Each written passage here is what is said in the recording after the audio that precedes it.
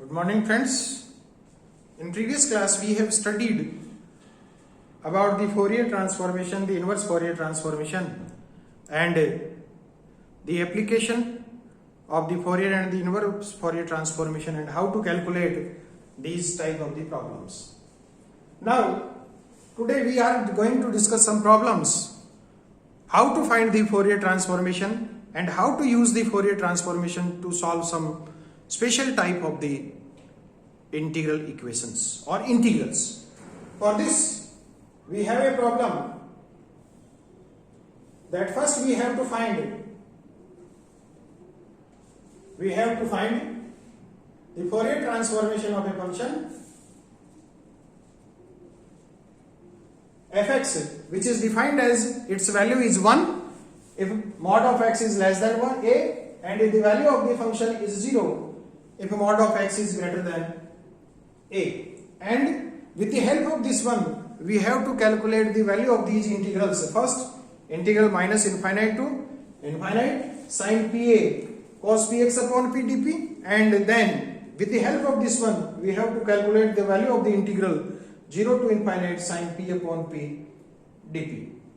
For this, first we have to find the Fourier transformation of the function given. As we know that the Fourier transformation of the function fx is defined by fp, and fp is equals to 1 upon root 2 pi integral minus infinite to infinite e raised to iota px fx dx. As the function is given in different intervals, so we break the integral in those intervals in which the function is defined. So we break the integral in the intervals minus infinite to minus a2 plus a, and a to infinite. As the value of the function is given non-zero in the interval minus a to a, and otherwise it is given as 0, so we get fp is equals to 1 upon root 2 pi minus a to a e raised to iota px 1 into dx. Now if we integrate this integral, then we get this is equals to 1 upon root 2 pi e raised to iota px upon iota p, and the value of x are from minus a to a. If we put the value of the x, then we get this is equals to 1 upon root 2 pi e raised to iota pa minus e raised to minus iota pa upon iota p. And finally this we get the value of this one as fp is equals to 1 upon root 2 pi into 2 sin pa upon p. So fp is equals to root 2 upon pi sin pa upon p, which is the required Fourier transformation of the given function. Now to calculate the value of the integrals, we use this value of the Fourier transformation. Now we have to use the Fourier inverse transformation for this value.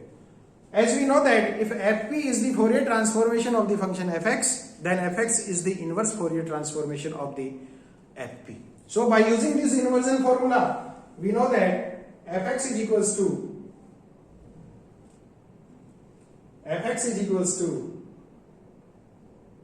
1 upon root 2 pi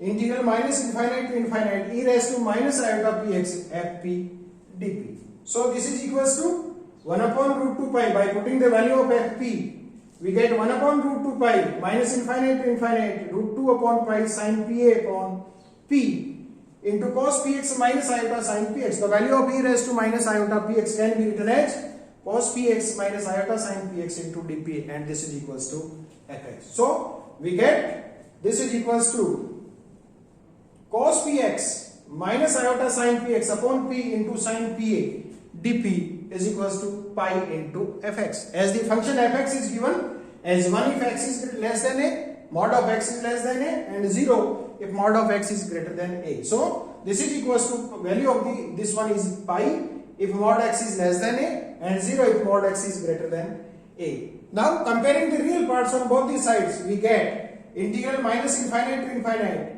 cos px sin p upon p dp is equals to pi if mod of x is less than a, and 0 if mod of x is greater than a, which is the first integral or the value of the first integral which we have to find. Now for the value of the second integral, if we substitute some values, if we put x is equals to 0 and a is equals to 1, then we get this is equals to integral minus infinite to infinite sin p upon p is equals to pi.